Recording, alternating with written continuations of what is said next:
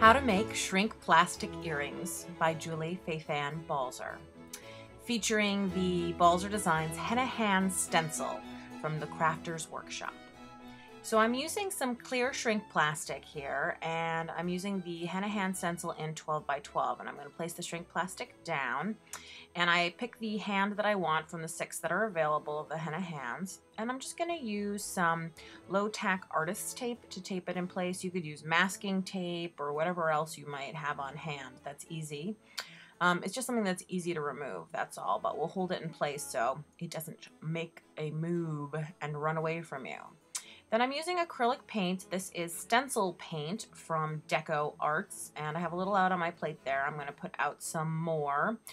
And I'm going to use a cosmetic sponge to apply it. And this is just a regular cosmetic wedge that you could get at any drugstore or anything like that.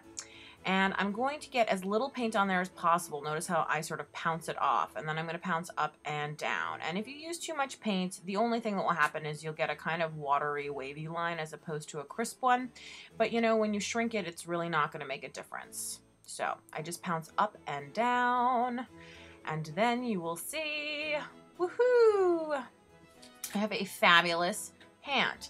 Now, I want to make sure that the paint on the stencil is dry, so I'm going to take a rag and just rub it to test, and sure enough, we used such little amount of paint that it is dry, and I'm going to flip the stencil over. It is important, I think, that you flip the stencil over. This is a small detail, but it's one of those things that makes a big difference, because now, with the stencil flipped over, the hands will be pointing in opposite directions, which I think when you have earrings, it's nice when they're not exactly the same, but they seem more like a pair. So that's why we flip the stencil over, and I'm going to do the same, just pouncing that acrylic stencil paint right through that stencil, up and down, and they look fantastic. So now I am going to grab some scissors, and I'm going to cut through the shrink plastic, and shrink plastic actually cuts fairly easily with scissors. I do like to cut it down so it's not quite so large. It just makes it easier to negotiate. So I'm going to go ahead and cut the hands apart. Now, the one thing that is important to note is that you don't want to have any really sharp corners. So like when I cut around the base of this hand, I'm curving it, and that's really important because it's going to be a hard piece of plastic that's near your face. So we're going to try to keep away from hard edges.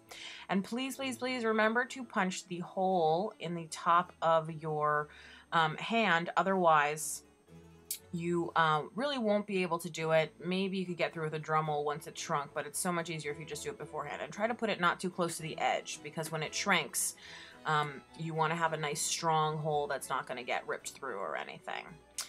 So I'm just punching and curving, and now I am melting. And I have a piece of cardboard here, and the reason for the cardboard in my left hand is because this is too hot to touch. And so if I need to touch it, guide it, maneuver it around, I want to use the cardboard and not my hands. Now, this can be a very slow and frustrating process. You can also put it in the oven instead of using a heat gun. I prefer to use a heat gun. And I will fast forward this in a minute, but I did want you to see that it takes a while for it to get started, and the whole thing probably takes about maybe a minute or two, probably more like 2 minutes. And it starts to look like a disaster, like a big ball of horrible plastic, and you wonder why you did this and this was a terrible idea. But it's actually fine. Just remember to keep heating, keep moving that heat gun. I'm just going to push that into the camera a little bit more.